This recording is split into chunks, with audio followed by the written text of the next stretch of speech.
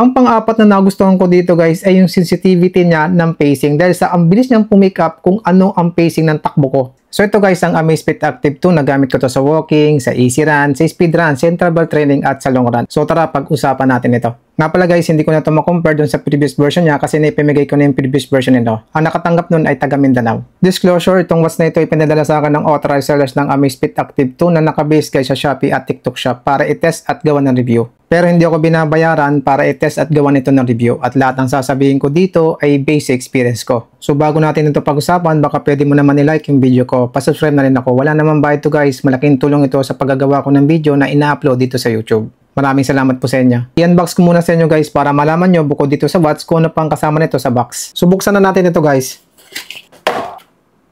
At ito na yung kanyang watch, may nakalagay na #amazing. So meron pang box dito guys. Higitin nyo lang.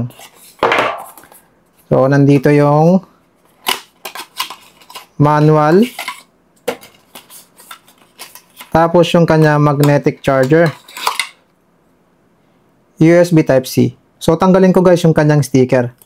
Kapag nakita nyo guys ito sa personal, magagandahan kayo dito kasi ang simple ng design niya, tapos ang elegant. Pag-usapan natin guys yung material nitong watch. Itong bezel niya guys ay stainless. Yan, yung kumikinang na yan. Yung middle frame naman ito guys ay polymer. So, plastic siya. May pagka-glossy, makinis. Ito naman glass niya ay 2.5D tempered glass plus anti-fingerprint coating. So, tempered glass lang ito guys. So, ingat-ingat kayo sa paggamit nyo dito. Lagyan nyo ng screen protector para hindi basta-basta siya magasgas. Nga pala guys, standard version itong nire-review kong watch. Itong strap na guys ay silicone. Basic experience ko sa mga nagamit kong Amazfit watch, hindi man lang ako naputulan ng strap. Tapos yung sukat nito guys ay 20mm. Quick release na rin siya kung gusto nyong palitan ng strap. Dito sa dalawang button, i-press nyo lang ng 3 to 5 seconds itong nasa baba para mag-on.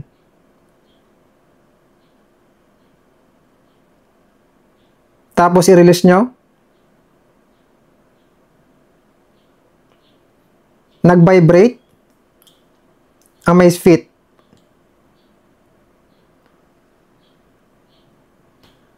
Logo ng SEP-OS. Sa unang pagbukas nyo dito guys, mayroon ditong lalabas na QR code. Download nyo yung SEP app, tapos scan nyo, pair nyo, pili lang kayo ng language, then dire-diretso na yon hanggang sa mapunta siya dito sa homepage. Yung display nito guys ay 1.32-inch AMOLED, tapos meron tong resolution na 466 by 466. Meron din siyang 353 ppi. Kapag tinitingnan ko guys yung kanyang display, ang details niya, tapos napakaliwanag. Kahit na medyo maaraw, maliwanag pa rin yung display nito. Bukod dyan guys, ang bilis ng kanyang transition, tapos ang smooth. Wala akong napapansin guys na lag or glitch. Tingnan nyo guys oh. Dito sa app list, smooth at mabilis yung kanyang transition. Wala rin ako napapansin na glitch or lag. Kung gusto mong palitan yung kanyang watch face, i-press mo lang yung kanyang screen. Mga 2 to 3 seconds. Pili lang kayo dyan. Tapos kung wala kayong nakita dyan, i-connect mo ito sa SEP app. Maraming pwede mong mai-download doon na mga watch faces nito. Nasa 400 plus. So ito naman guys yung kanyang mga app list, itong readiness. Ano ba itong readiness na to? Ito ay tinitingnan niya kung nakaprepare pa yung katawan mo sa panibagong araw. Kumbaga kung nakarecover ka o nakatulog ka ba ng maayos. Pero merong bubuksan dito para makapag-monitor siya ng maayos, makapagbigay siya ng resulta. Tulad nitong auto stress monitor, sleep breathing quality monitor, assisted sleep monitor. Pero for sure malakas sa battery yan. Heart rate monitor, blood oxygen monitor. Dito naman guys sa one tap measuring, ang i-measure nito ay yung heart rate mo, yung blood oxygen mo, stress mo, tapos yung breathing mo.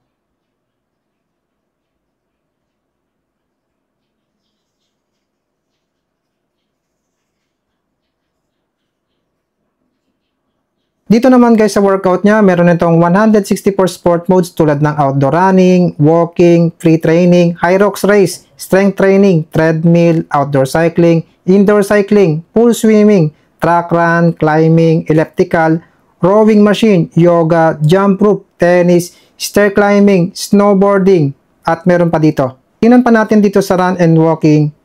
So, meron ditong trail running at dog walking. Bukod dyan, meron itong workout detection tulad ng walking, indoor walking, outdoor running, treadmill, outdoor cycling, pool swimming, elliptical, at throwing machine. So, lalagyan nyo lang ng check kung alin ang gusto nyo tulad ng outdoor cycling, outdoor walking, or outdoor running. So, tsaka yung walking. Makikita nyo dito yung mga workout na napili nyo. So, meron din itong always on display during workout. So, ibig sabihin, hindi mag-off yung screen to habang nag-workout ka o tumatakbo ka. Meron din itong voice broadcast. So, ang ibig sabihin nito, halimbawa, naka 1 kilometer ka na, magsasalita ito kung ilang kilometro ka na o anong pace mo doon or kung anong heart rate mo doon. Dahil sa meron itong speaker. Meron din itong interval training at ito yung workout ko. So, ito yung 400 meters, yung rest niya ay 55 seconds, tapos yung loop ay 16 set. Pwede mong i-customize yan. So, gawin natin na 14 sets lang. Tapos, gawin natin na 800 meters. Lagay natin sa 80. So, equivalent niyan, 800 meters. Pwede ka rin mag-customize ng training template sa app nito at i-sync in dito sa Watch. Pwede ka rin mag-download ng map sa app nito at i-sync in dito sa Watch. At pwede mo rin guys i-customize yung data page mo sa running. Dito sa More, Data Page. So sa taas, ang nilagay ko ay pace. Dito sa right side, yung heart rate. Dito naman sa left side ay distance. Tapos dito sa baba, total duration. I-tap mo lang guys at lalabas yung pwede mong pagpilian dyan kung anong gusto mong nasa taas. Halimbawa, yung heart rate, lagay natin. Heart rate. O, nandyan yung heart rate. Dito sa right side, lagay natin yung pace. Hanapin natin yung pace class. So, ito yung pace. So, nandito sa right side na yung pace. Hindi pa tapos guys, pwede rin natin itong i-connect sa external heart rate monitor. Tingnan nyo guys, oh. So, i-connect ko itong Rock Bros Chest Strap Heart Rate Monitor. Nga pala guys, open muna natin yung kanyang Bluetooth para ma-detect yung heart rate chest strap ko. So, balik tayo doon sa workout accessories. So, na-detect nga yung Rock Bros na gamit kong chest strap. So, add ko lang.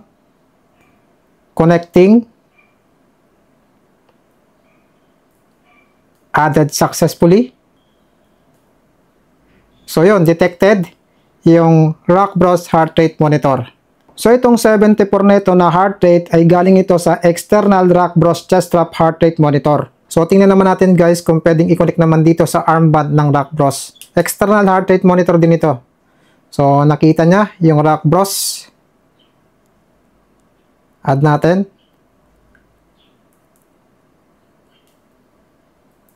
So, ito pa guys yung iba pang app list niya tulad nitong weather. Makikita mo dito yung 5 araw na forecast. Dito naman guys sa Step Coach, pwede kang gumawa ng running plan sa app nito. Halimbawa, gusto mong gumawa ng running plan ng 10 kilometers, half marathon o marathon distance, automatic na magsisync in dito yung ginawa mong running plan sa app nito. Dito naman guys sa workout history, so makikita mo dito yung ginawa mong workout. Tulad kanina, tumakbo ko ng 10 kilometers at nung isang araw ay 16 kilometers. Workout status, so makikita mo dito yung training load mo. So yung aking training load ay 660 tapos moderate siya. Makikita mo rin dito guys yung B-Auto Max mo. Tapos yung full recovery time mo. Meron din tong map. So kailangan i-download yan sa phone mo tapos isi-sync in dito. Activity, so makikita mo dito yung step na nagawa mo buong araw. Tapos yung fat burning time niya ay 63. Stand today 4. Tapos nandito yung calories burn ko. Meron din siyang pie, tapos stress monitoring, sleep monitoring, at pwede ka rin tumawag dito guys or sumagot ng tawag. Membership, music. Sa music naman guys, meron itong 140 MB storage na pwede natin lagyan ng MP3 at i-connect sa Bluetooth headphone. So pwede kang makinig ng music habang nagwo-workout. Alarm, calendar, setting, sun and moon, compass, barometer, cycling tracking para sa mga babae, thermometer, stopwatch, timer, find my phone, to do, voice memos. May ginawa ko ditong voice memos. Play natin. Bukas ang training ko ay interval training, 10 times 600 meters. Pedometer timer, heart rate push, HRV. Yung reading ko dito sa HRV ay sleep HRV 66 ms optimal. So, ibig sabihin nun, indicates your body is an excellent state of recovery. Meditation, at itong step flow. Sa sensor naman ito guys, sa health meron itong BioTracker 6.0 ppg biometric sensor. Sa movement naman meron itong accelerometer, gyroscope, temperature, ambient light, geomagnetic, barometer, altimeter, at meron itong 5 GPS satellite. Sinubukan ko guys yung GPS satellite nito sa iba't ibang senaryo. Subukan naman natin guys kung gaano siya kabilis connect sa GPS satellite habang naglalakad dito sa open ground. Outdoor running. 1, 2 seconds. Subukan naman natin guys kung gaano siya kabilis connect sa GPS satellite dito sa ilalim ng malaking puno. Outdoor running. 1, 2 seconds. Subukan naman natin guys kung gaano siya kabilis connect sa GPS satellite dito sa tabi ng building. Outdoor running. 1, 2 seconds. Subukan natin guys kung gaano siya kabilis connect sa GPS satellite dito sa open ground. Outdoor running. 1, 2 seconds. Pag-usapan natin guys ang naging performance nito sa mga takbo ko. Nakakasabay siya kung ano ang pacing ko. Kung tumatakbo ko na mabilis na pace din yung nakikita ko dito. Kung tumatakbo ko na mabagal na pace din yung nakikita ko dito. Tapos, ang bilis niyang pumikap ng pacing ko. Katulad kanina nung tumakbo ko ng 10 kilometers, yung last 200 meters, nag-sprint ako at umabot yung pacing ko dito ng 3 minutes and 28 seconds. At sa mga takbo ko guys, wala akong nakitang flat line sa graph nito ng pacing. Ganon din guys sa pag-track ng heart rate ito kapag tumatakbo ko. Kapag tumatakbo ko na mabagal din yung nakikita kong heart rate dito. Kapag tumatakbo ko na mabilis, dahan-dahang tumataas yung heart rate nito. At halimbawa, bumagal ako, dahan-dahang bumababa din yung heart rate nito. At wala akong nakikita guys na flat line sa mga graph ng heart rate nito sa mga takbo ko. So para sa akin yung pag-track ng pacing nito at ng heart rate nito ay maayos. Pagdating naman guys sa accuracy ng GPS ito, para sa akin, maayos ang pag-track nito sa mga takbo ko. Dahil sa kapag tinitingnan ko guys itong map, wala akong masyadong nakikitang problema.